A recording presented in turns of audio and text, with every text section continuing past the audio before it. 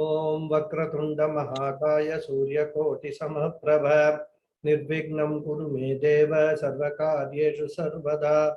Om Shri Mahaganapataye Namaha. Om Shri Gurubhyo Namaha.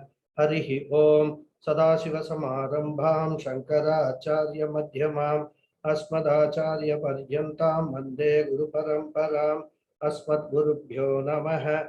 Shruti Smriti Purananam Alayam Karunalayam Namami Bhagavatpadam Shankaram Lokashankaram Shankaram Shankaracharyam Keshavam Badarayanam Sutra Bhashyakritau Vande Bhagavantau Punah Punah Ishvaro Gururatmeti Murti Bheda Vibhagine Vyomavad Vyapta Dehaya Dakshina Murtaye Namaha. Om Shri Medha Dakshina Murti Swamine Namaha. Om Sahana Vavatu Sahano Bhunaktu Sahavidyam Karavavahai Tejasvinavadhitamastu ma vidvishavahai. Om Shanti Shanti Shanti. Harihi Om Shri Gurubhyo Namaha. Harihi Om. Namaste, Guruji. Namaste once again to all of you. Karam Guruji. Pranams Guruji. Namaste. So you must all have seen the title of today's talk, Bhagavad Gita, a manual for right living. Not just a manual of life. It's a manual for right living. That's the most important part we have to understand. And how we can call Bhagavad Gita a manual for right living is what the subject matter we will see today. If we actually think about it, every human being in his or her life is pursuing various goals. Different types of goals. Some are short-term, some are long-term goals.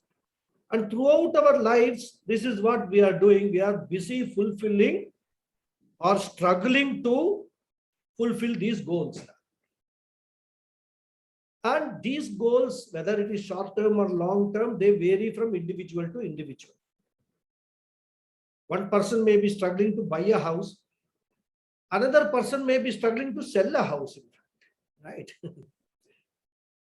Similarly, when one person is struggling to get married to somebody, another person is struggling to get rid of someone whom he has married. So everybody has got some goal or the other, and sometimes for individuals these goals could be opposite also. And also these goals, they get revised from time to time. They don't remain the same. Sometimes it so happens that what were our childhood goals no longer are the goals that we are pursuing today. Even sometimes what we were searching for or trying to fulfill a few weeks ago may no longer be the goal for us right now. So these keep on changing over time also. Okay. And from age to age also these goals differ from generation to generation. Today's generation, their goal is to get all these electronic gadgets and all. In our generation, previous one, we couldn't even think of all these things. Rather, getting a transistor radio was a big achievement. Right? That was the goal. Our parents used to promise, if you get very good marks, I will get you a transistor radio or a watch or something like that. Today, all this stuff, no, there is no transistor at all, in fact. So these goals which we keep on pursuing keeps on changing from childhood to adulthood, from person to person, from time to time, from age to age. These are all different goals we pursue. But if we look a little deeper into this pursuit of these goals, we will find that in and through all these goals, there are certain basic fundamental goals is what we all are pursuing through these goals. We can call them basic goals or fundamental goals or universal goals of humanity. We can call them by any name. And these goals were valid few in a few years ago or in the previous generations also, these goals will remain valid for future generations also, as long as humanity exists on this earth. In fact, why humanity? These goals are there even for animals. But in their case, these goals are instinctive, whereas in the case of a human being, these goals are very well defined. What are these goals? These fundamental or underlying goals, which is the basis on which we are actually pursuing all other goals. The first goal is called Artha Purushartha. In fact, the Shastras define these goals as 4 goals. Artha, Kama, Dharma and Moksha. 4 goals say, right? Security, Artha. Kama, desires. Dharma is reaching out karmas, or earning punya papas through, earning punya through your karmas, rather doing all what I can call dharmic karmas rather. And moksha is liberation from samsara. At this point, let us just understand liberation from samsara. Samsara means all the grief and sorrows that we experience during this life, and also it refers to rebirth. Samsara also refers to the being born again in this miserable world. So these are the Shastra defines this as 4, but for our purpose, let us keep it to 3 main goals. So the first is security, Artha Purushartha. If you look at it, all our pursuits, or at least majority of our pursuits, are looking for some kind of a security, and this is instinctive when we are born, but it develops more and more as we grow up. I want to be secure in my life. We talked about security in the last class also, right? The pursuit of goals of getting food security, buying a house is what security. So this Artha Purushartha, which is the goal for security, underlying this, all these pursuits, many of our pursuits is this Artha Purushartha, our goal for security. Various type of insurance policies we take for what? Securing ourselves. In fact, one of my friends used to say that if you talk to an insurance agent, you will start believing that dying is better than living. He will convince you that you take a policy and then die, and then your family will be live happily ever after. So this search for security through various means of insurance and all that is the underlying or fundamental goal behind all the other goals that we pursue in terms of taking either insurance policy or even appointing a security guard. For people who in Bombay and all, they will know, even otherwise also, societies and all the housing societies, they have security guards. For what? Securing ourselves, keeping ourselves safe. So whether it is house insurance, car insurance, security team, this is cameras, CCTV cameras for what? Security only, right? So if he's a singer, he will take a throat insurance. Football player, insurance for the legs, like that. And if he's a painter and all, he will get insurance for his fingers, so that if something happens to his fingers, he will get a huge amount of money from the insurance people. So these are the goals which we follow, take this insurance and all, but underlying all that is one fundamental goal. That goal is Artha Purushartha, search for security. That is our fundamental goal. Okay. And the next goal which everybody pursues is peace. I want to lead a very peaceful life. I don't want any disturbances. I don't want any surprises in my life. So everybody wants peace. I want to avoid all those circumstances, all those situations, including all those people who are capable of disturbing my peace of mind. So this peace is the second goal, what we can call Shanti. First was security, Artha. Second is Shanti. And as I said, this search for peace is instinctive in animals, and in human beings it is well developed. And because of the free will that we have, we can actually actively pursue this. And that is why, people will have in their houses, if their house is big enough, a separate room for meditation. And whenever they feel they want peace, they will go and sit there, lock themselves inside. Or others, they will buy houses or some resorts, in some hill station and all. Why? I want to go there and be peaceful. Whole day and night in the city, I don't have any peace. So at least for a couple of weeks, 3 weeks, 4 weeks in a year, I will go there and be peaceful. So buying all these timeshares, resorts and all are for that purpose only, to enjoy peace. So this is the second fundamental goal. That is Shanti or peace. And the third one, which is again very universal and very, everybody as it is, everybody wants to be happy. Happiness, Ananda, Sukham is the third goal for everybody. And it's also an eternal goal. Desire for enjoyment. If it is very hot, sitting in a very, nice AC environment, Sukham, happiness gives. Otherwise, it will cause distress. So this is the third fundamental goal we pursue. So Artha, Shanti and Ananda, we can say, or Asha, we can say, right? To put it in short.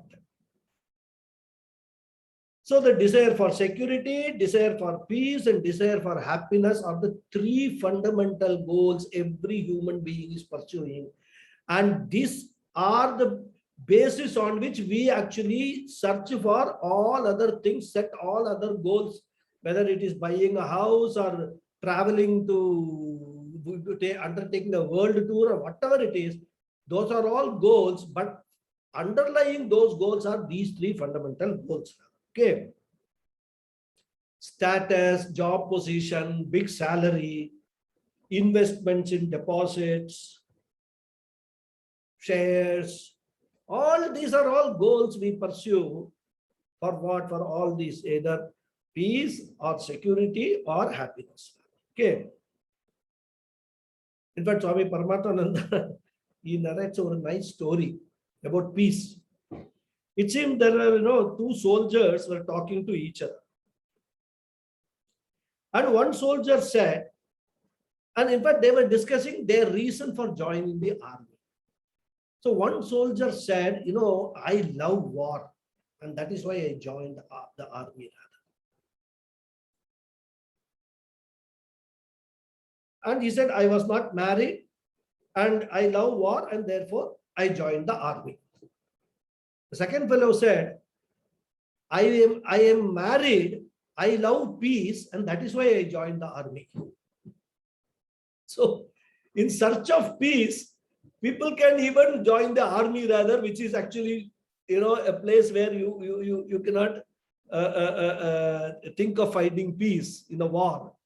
But which is more peaceful is something which one needs to decide rather. Okay. This is just a small joke which Swami Paramatmananda recites. So these three fundamental goals which we are constantly in search for, the scriptures point out that why are you searching? All these three goals are there within you only. You don't need to go and search anywhere. And in fact, scriptures use the word only. That means if they say these are within you, then we can say, okay, they are within me and they are outside also. But scripture says, no, they are within you only. This peace, this happiness, and this security, these three fundamental goals are all there for you to discover within your own self. You don't need to go anywhere else in search for them. And this is quite a revealing statement, or for some people it will be a shocking statement, and they will actually dismiss this as something the scriptures are talking. I don't want to use the word nonsense, but it doesn't make sense. How can they be within me? Right? Scriptures say that your search for this outside you is a misplaced search. You are searching at the wrong place. So therefore, according to the scriptures, the fundamental human problem is misplaced search. That is the problem all human beings are suffering from. We are searching for what we want. First of all, we know what we want. We want security, we want peace, we want happiness. Fine, no problem. Scriptures say, yes, these are the human goals. But scriptures say, what are you doing about it? You are searching for these three things in the wrong places. Whereas all these are available within yourself itself. So the question now is, if that is so simple, that it's available within us, why do we human beings search for this elsewhere? Well, there must be a reasonable explanation, right? And this search outside is also not easy. We all struggle for reaching these goals. Throughout our life, it's one struggle after another struggle for reaching one of these goals. For buying one house, how much struggle we have to do. Getting married, how much struggle. So all these goals we have, but then it is all full life of struggles. So what the scriptures say is, even though these three, this security, peace and happiness, this asha is available within you, they are hidden. And that is why you don't even think of looking at that place, because it is not available for you to immediately discover. They are like a treasure which is covered, hidden, It requires that Alibaba 40 thieves, like some mantra to open that cave and all that kind of thing, So it requires certain sadhana for you to uncover this treasure. Or you can even give the example of a borewell water. It is there under the ground. The water is there. And you are searching everywhere for water. It is there right under your feet, under the ground. All that you have to do is to get that water out for your consumption purposes. So this perennial borewell is there as a permanent source under your very feet. But that is covered with lot of layers. And that is why you are not able to realize that they are within you.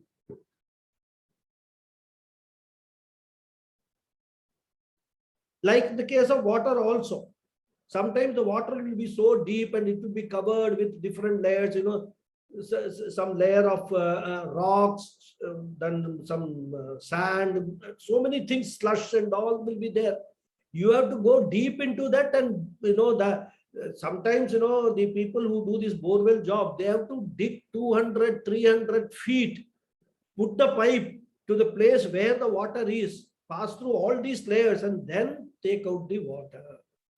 Similarly, this for some people, it is actually buried so deep that they have to do a lot of sadhanas to get it out. For some people, it may not be so deep, so they will be easily able to tap this.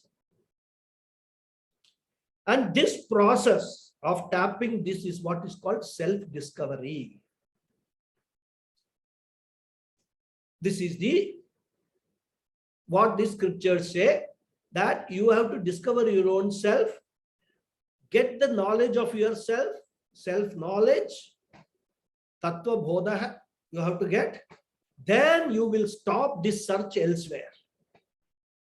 When you understand, when you find this treasure of all this security, peace, and happiness within your own self, that time you will start searching for them elsewhere. And you will then be able to tap them, enjoy that within yourself itself. This is what is self-knowledge is all about. Now the next question is, what are these layers? Because in the case of water, we can say this is slush, mud, and rocks and all that. But in the case of these three, what are these layers which are covering it, and because of which we are not able to tap them or even understand that they are there? Once we know what these three layers are, then we can use the appropriate instrument for removing those layers, isn't it? So first understanding those layers is necessary. Because even in the case of a bore well, if it is stone, a different instrument has to be used. If it is slush, we have to use a different instrument. Same instrument will not work for all the layers.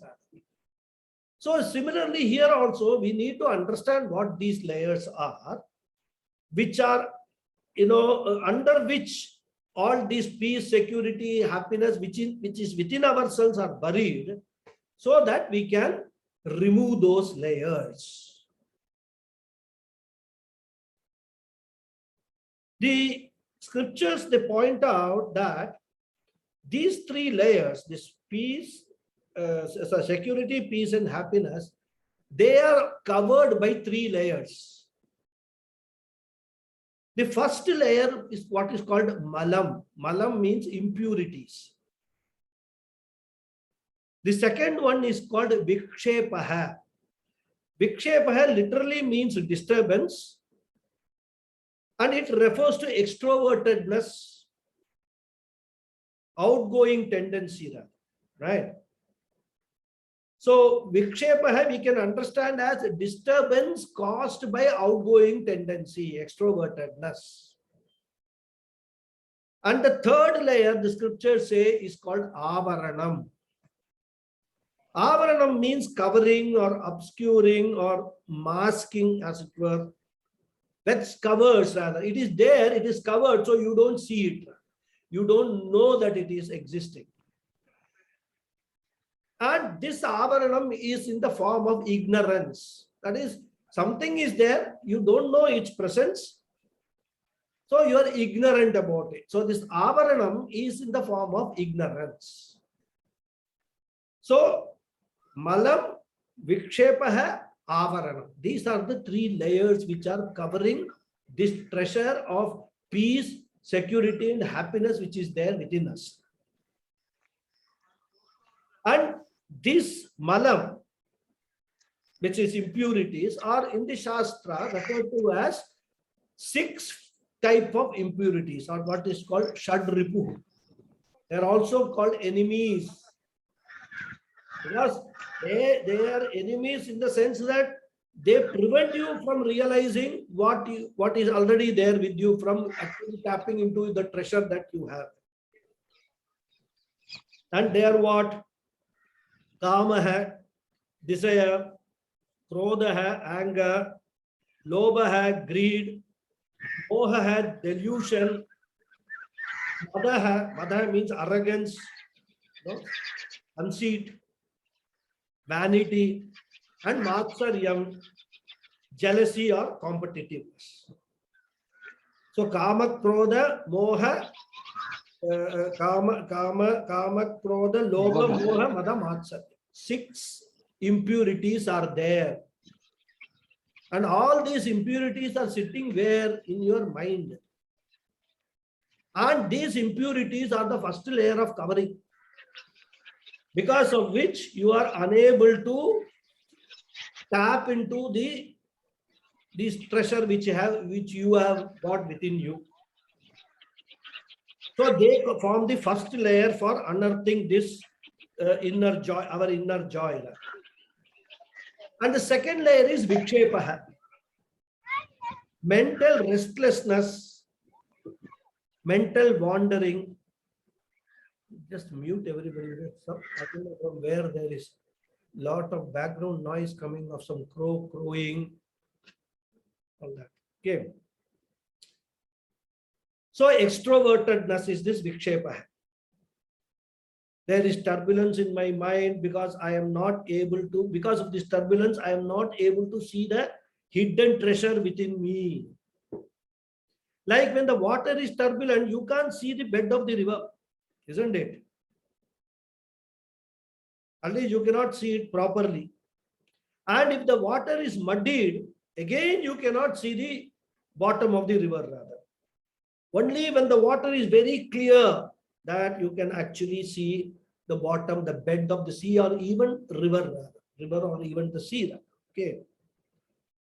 So the muddied water has got malam, the turbulent water has got vikshepa.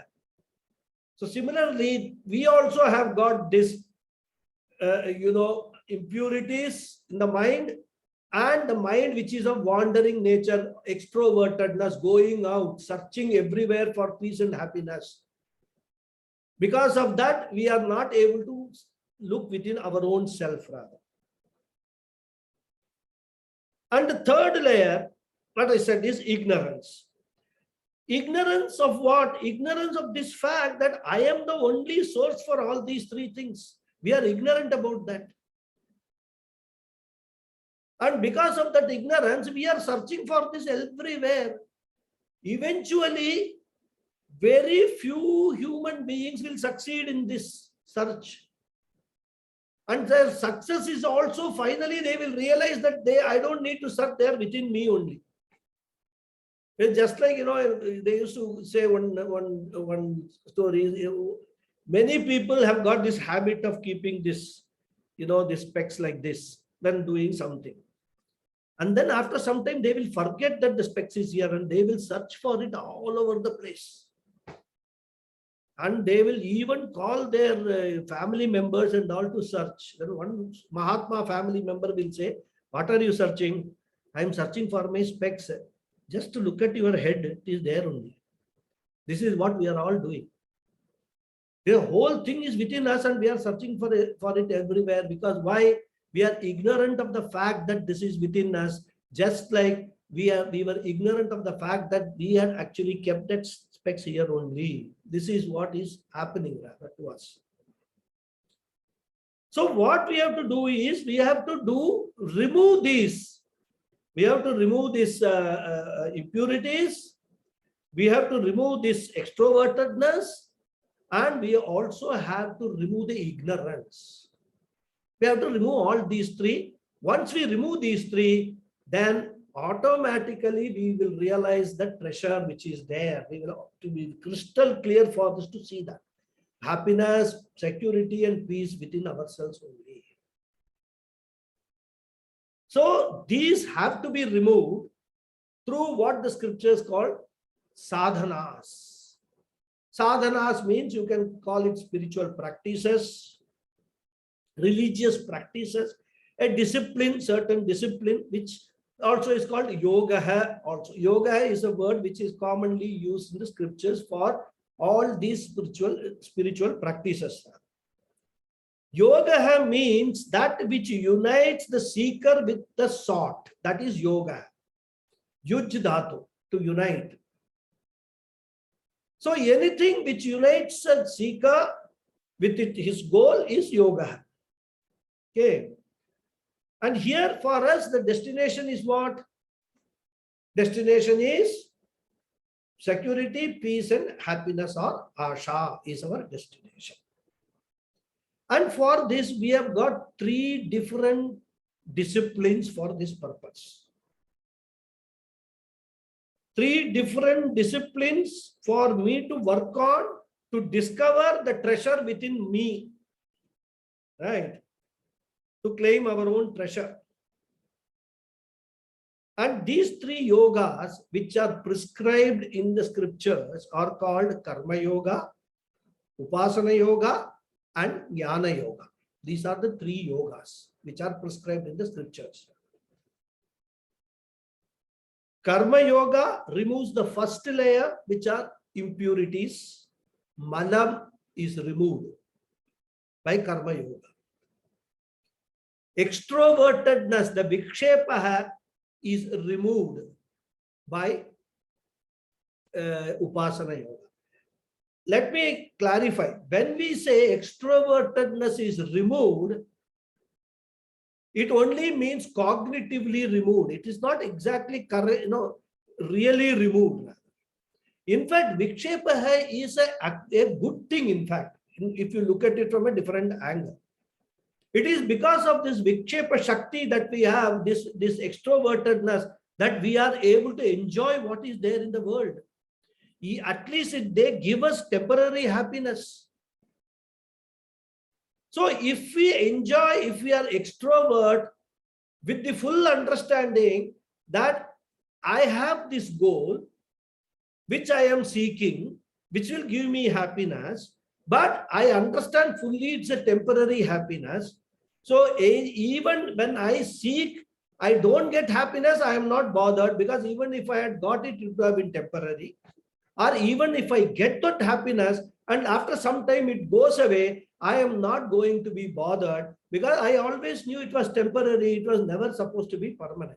If with this understanding one is an extrovert, there is no problem at all. The scriptures don't say you remove extrovertedness by locking yourself somewhere and not looking at the world at all. God has created this world as a very beautiful world. For what? For our experiencing this world only, rather. For God, all the human beings, all the animals, all living beings are all the audience for what this creation is. The more we see the world and more we appreciate the beauty of this creation, the intelligent way it is been put together, the more we will appreciate God. So vikshepa we must not understand as something negative. But what is happening is it is an obstacle for our discovery of what is within us. That is all. That is how we have to understand. And that for that this upasana yoga or meditation is upasana yoga is different types of meditation. All this we will see in detail when we see in Bhagavad Gita. So that is called upasana yoga, which will remove the second layer, not remove. It will actually manage the second layer in a constructive way, this vikshepa layer. And the third one is jnana yoga, which is self-knowledge, to remove the third layer, remove the ignorance. Jnana means knowledge. So when you get knowledge, remove the ignorance is removed. And what type of knowledge we will see. So karma yoga, mana nivritti. Upasana yoga, vikshepa nivrittihi. Jnana yogena ajnana nivrittihi. Ajnana means ignorance. So these three yogas, if we practice, it will connect us to our own treasure within us, our own wealth of security, peace, and happiness. Karma yoga is what? Briefly put, karma yoga is a lifestyle consisting of proper action and proper attitude. Simply defined. Proper action means those actions which primarily contribute to the reduction of this kama, krodha, etc. What I said, the impurities. That is proper action. Any action which will help in the reduction of these impurities is called proper action. And proper attitude is what? Proper attitudes towards the action and also the result of the action. And which will help me grow through every experience. I will not look at all my good experiences and bad experiences as a means for happiness or sorrow. I will look at all my experiences as a means for my spiritual growth. That is the attitude.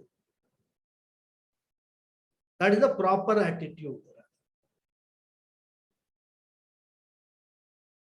So all this, as I said, These are all the formula for right living, and Bhagavad Gita deals with these subjects in quite detail, and that is why it is a manual for right living.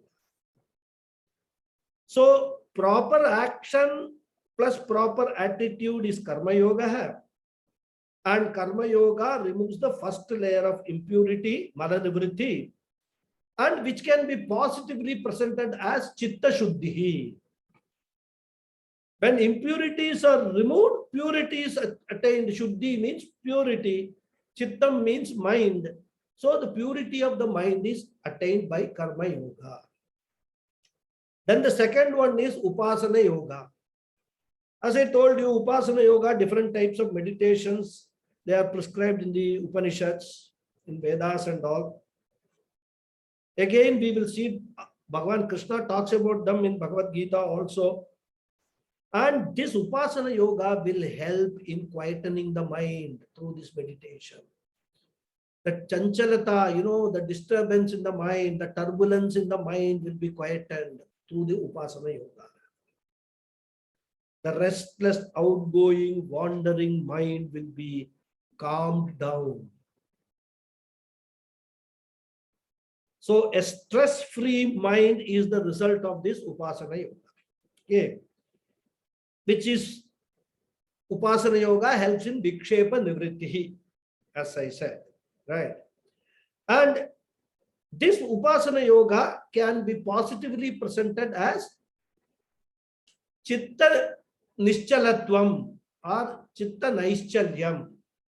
Naischalyam means that which is bereft of chalanam, that is the restlessness.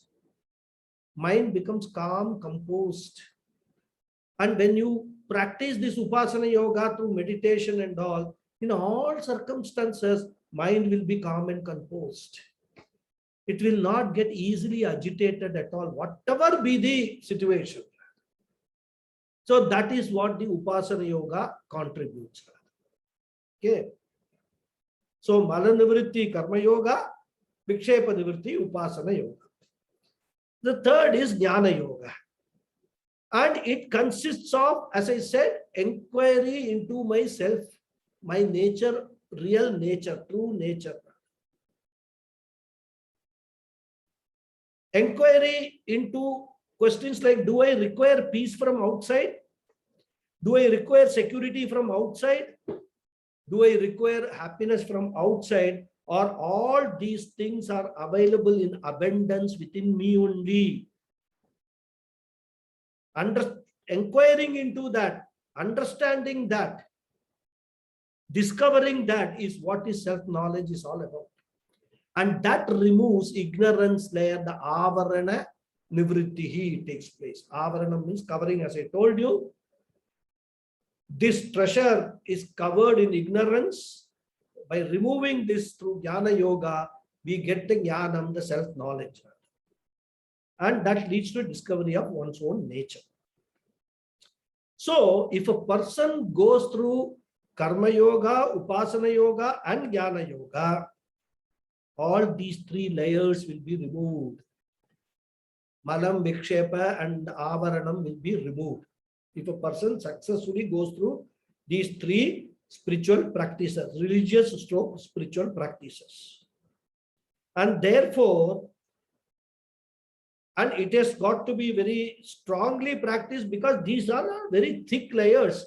These layers have not formed in this life. These layers have been formed from hundreds and crores of lives that we have had. Very thick. So one needs to break through that. But like what they do, while constructing these highways and all that, mountains will come. So thick rocks have to be penetrated. So these yogas have to be practiced very seriously for those, these layers to be penetrated and then nullified finally. And to help us in going through these three yogas and also discover this security, peace, and happiness, our wonderful scriptures, they guide us, and the guide is called Vedas. The entire Veda is all about this only. Starts with the goals of humans and then leads you through the entire Vedic scripture how to attain those goals. And all the obstacles which are coming in pursuing those goals, in attaining those goals, how to remove those obstacles is what Vedas are all about.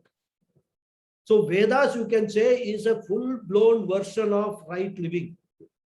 Vedic living, that's what they call it. It's called Vedic living, Vedic lifestyle. That is a full-blown version. Okay. And who has given the Vedas? The Lord himself, Bhagavan himself has given the Vedas to humanity. That is the compassionate nature of Ishvara. Ishvara, while creating the human beings, knew that these are all what the human beings will want. So I should give them a detailed manual how they have to conduct their lives. And these are what brahmacharis go and learn in the Gurukulam. First, maybe 15 years, 16 years of the life is spent only in learning this. And these Vedas have got 4 portions. What are they? They are called Mantra Bhaga or Samhita Bhaga. Mantra and Samhita are one and the same. So this is the first portion, Mantra Bhaga. The second portion is called Brahmana Bhaga in the Vedas. The third one is called Aranya Bhaga, and the fourth one is called Upanishad Bhaga. So these are the Mantra, Brahmana, Aranya, and Upanishad. These are the 4 portions of the Vedas, how the Vedas are structured. The Brahmana Bhaga deals with Karma Yoga. And that is also called Karma Kanda. All Karma, 80% of the Vedas are Karma Kanda only. Brahmana Bhaga. They teach us Karma Yoga. Aranya Bhaga, they teach us Upasana Yoga. All types of meditation, how to do the meditation, that is all taught in this Aranya Bhaga. And that is also called Upasana Kanda. Then Karma Kandam, then Upasana Kandam. Then the last one is Jnana Kandam, or what we can call Upanishads. So the Karma Kanda teaches Karma Yoga, Upasana Kandam teaches Upasana Yoga, Jnana Kandam or Upanishads teaches us Jnana Yoga. So one needs to go through all these 3. And you will ask, what about the Mantra Bhaga? We talked about Samhita Bhaga. Mantra Bhaga, it contains a lot of hymns, mantras, suktams and all that in praise of the Lord. In praise of Ishvara, various devatas and all. We got Shri Suktam, Durga Suktam, Medha Suktam, Purusha Suktam. So many are there. Rudram, Chamakam, they all come under Mantra Bhaga. And we have to first practice that, because nothing in our life we can achieve without the grace of Ishvara. That we must put it in our mind very, very firmly. Without the grace and blessings of Ishvara, in whatever form, in all Saguna Brahman forms and including Nirguna Brahman, as pure consciousness, existence, consciousness and limitlessness, that Brahman or Ishvara's blessings is required for us in all our pursuits. So the Mantra Bhaga is to be practiced along with all these 3. It is not a separate portion. It is a portion which comes with all these 3. Even for a sannyasi, when he has given up all the karmas, none of the karma kanda applies to a sannyasi, because sannyasi has attained chitta shuddhi. The karma kanda has delivered, karma yoga has delivered it, what the result it has to deliver. He does not need to perform any karmas any longer. In fact, no agni karma he needs to perform. At the time of taking sannyasa, formally sannyasa, he bids goodbye to Agni, even removes his sacred thread and throws it into the river. and then he takes on this sannyasi robes, the ochre robes.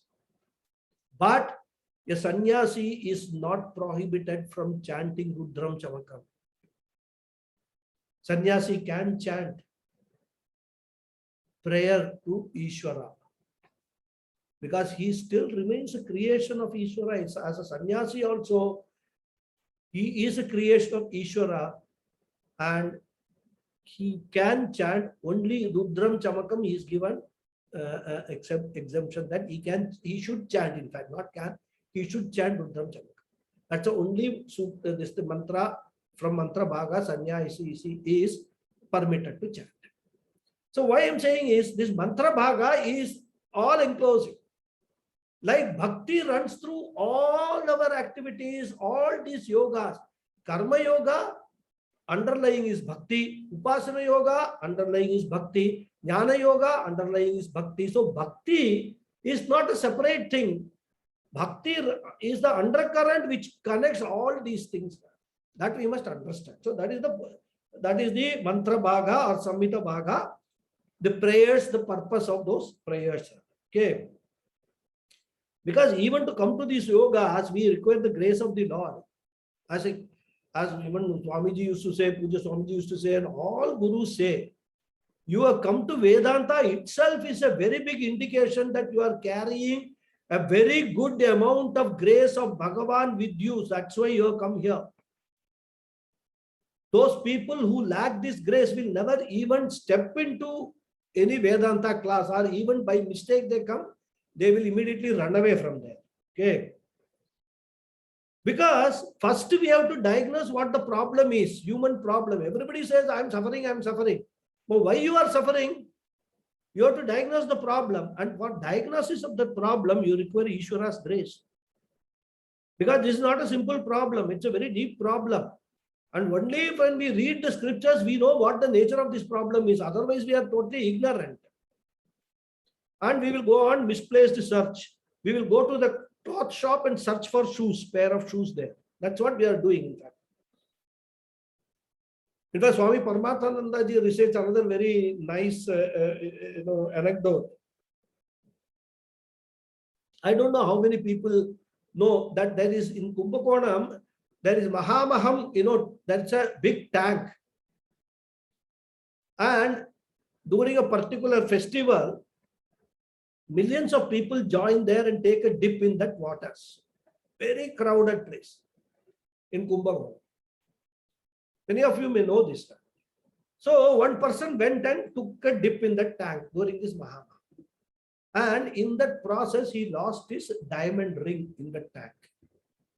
He tried to search where it has gone, but because of the crowd, he couldn't search.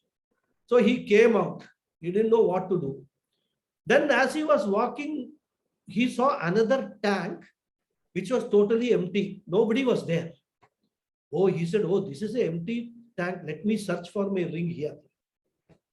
So he got down into the tank and started searching. And then one passerby came. He said, what are you searching? So he said, I am searching for my lost diamond ring. So that fellow said, oh, it's a very difficult, it's a big tank, so I will also help you. So that fellow also joined the search for the diamond ring.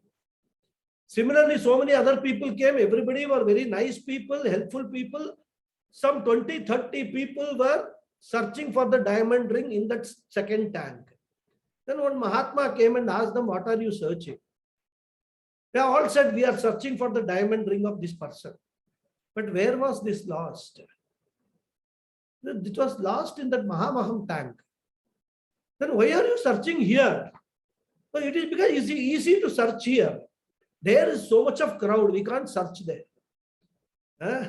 So this is what we all are doing in our life.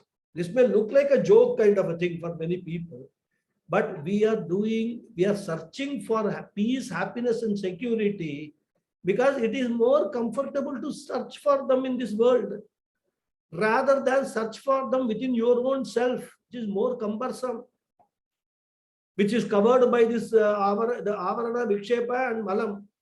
So we don't want to do that. And we are searching here and there and all. That's what this is the fundamental human problem, misplaced search. searching in the wrong place for what you want.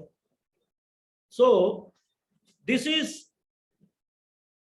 what is the Vedas give the road map, or what you can call the route map for our right living. But then Vedas are very, very vast scriptures. At least earlier times, people used to go to Gurukulam and study the Vedas. Today, that practice is completely gone, rather. Because there are Rig Veda, Yajur Veda, Sama Veda, Atharvana Veda, and Yajur Veda has got two portions, Krishna Yajur Veda and Shukla Yajur Veda. So much is there to study in Vedas itself. So Bhagavan took pity on the human beings, especially in this Kali Yuga. Says that in this Kali Yuga, people will be very much extroverted. So much of malam will be there. Kali itself means strife, fighting. That is the meaning of Kali. Kali Yuga means a yuga which will be characterized by all these impurities, fighting, everything. So Bhagavan took pity on us. He was so compassionate. He gave the entire Veda route map in a condensed form, in the form of Bhagavad Gita. So if Vedas are a very detailed roadmap for right living, Bhagavad Gita is an abridged manual for right living. What Bhagavad Gita contains is nothing other than what is said in the Vedas. But Bhagavan has chosen all those things very selectively for our purposes, which we will easily understand, even if we do not have the knowledge of Sanskrit language. Still very simple.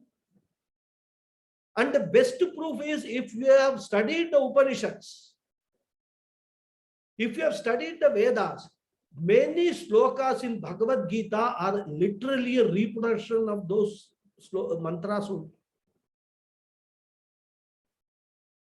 If possible, if you are interested, whenever we are seeing the slokas, with the best of my knowledge, I will tell you from which Upanishad this particular sloka has been taken.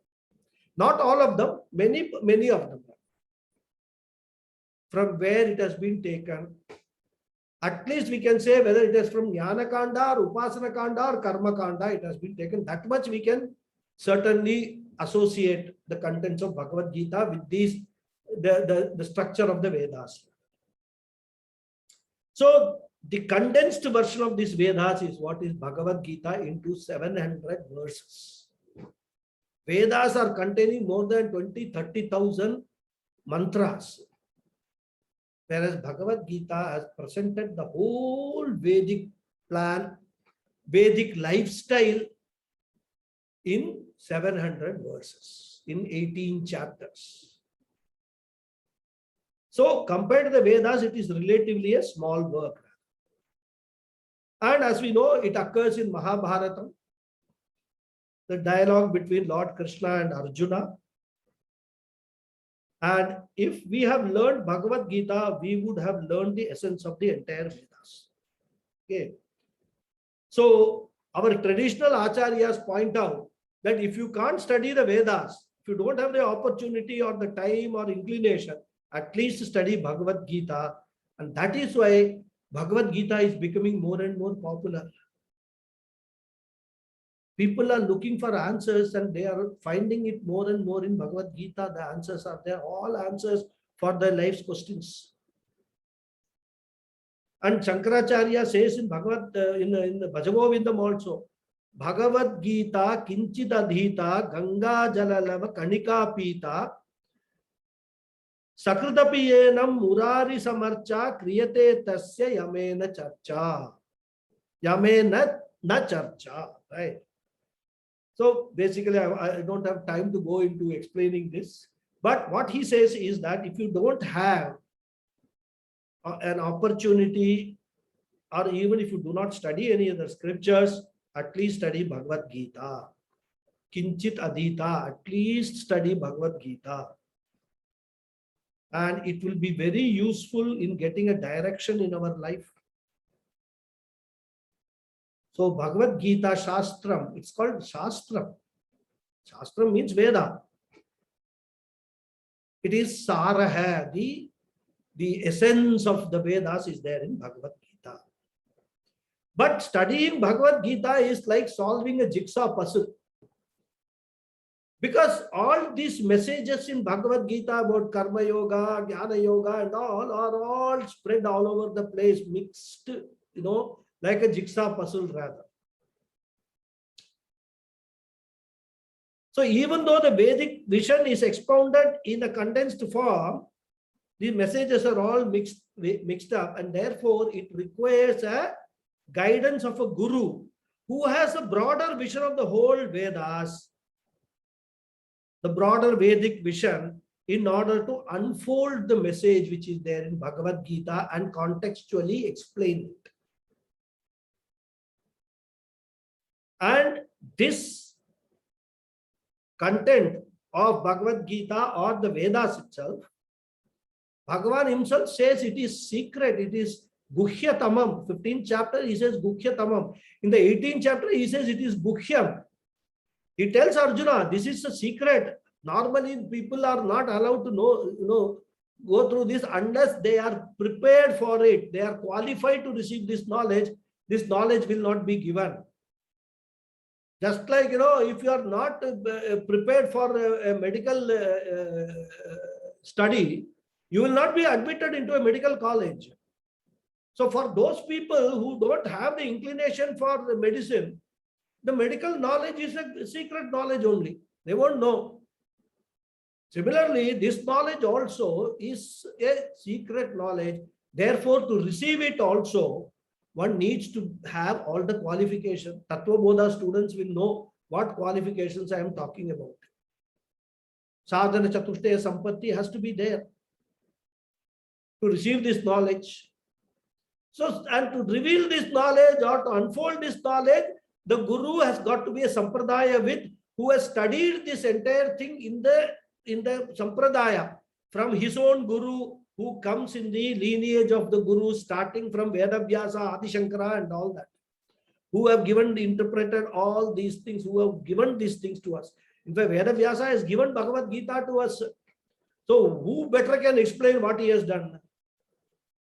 So that is why it requires both a qualified Guru and a qualified student for undertaking the study of this Bhagavad Gita. And this Bhagavad Gita has got several commentaries, as I told in the first inaugural class. And one of the brilliant commentaries written on Bhagavad Gita is by an Acharya called Madhusudana Saraswati. It's a very beautiful commentary. And before writing the commentary, he writes a few prayer verses, because in our culture, everything we start with prayer only. And those prayer verses have actually very beautiful prayer verses. There are 9 verses he has composed, and it has become a practice now whoever is teaching Bhagavad Gita in the traditional way, these 9 prayers are first learned, the meaning of those prayers are learned, and then we start the learning Bhagavad Gita chapter after chapter. So what we will do is, in the next class onwards, maybe these prayers, 9 prayers may take a couple of classes. So we will chant the prayers, we will understand the meaning of each of those slokas of the prayers, 9 prayers. In fact, they are, prayer to Mahabharatam, prayer to Vedavyasa, prayer to Bhagavad Gita, and prayer to Lord Krishna. These 4 prayers are there in these 9 prayers. So we will first learn the prayers, chant them, learn them, and then we will go to Bhagavad Gita, proper text. Okay, I'll stop here, and then we can take any questions if it is there. Okay. Om Purnamadav Purnamidam Purnat Purnamudachyate Purnasya Purnamadhaya Purnameva Vasishyate. Om Shanti Shanti Shanti. Harihi Om Shri Gurubhyo Namaha. Harihi Om. Thank you all very much. Thank you so much, Guruji. Thank you so much, Guruji. Namaste, Guruji. Namaste. Thank you very much, Namaskaram. Guruji. Namaskar. Finally, we got a gold medal. Sorry? Finally, we got a gold medal today. What? Oh, okay. Who got that? The javelin throw. Oh, he got gold. Oh, very He's good. an army the guy. Chopra. Army Yeah, fellow. he was competing at the world champion, you know. Yeah. Nobody could beat him. He did extremely well. Very good. That's a very good news you are giving me at the end of the class. Thank you very much, Guruji. Thank you. Thank you, Guruji. Very much. Hari Om. See you all next. Thank you, Saturday. Guruji. Hari Om. Thank you, Guruji. Thank you. Hari Om, Guruji. Hari Om. Thank you, Guruji. Thank you.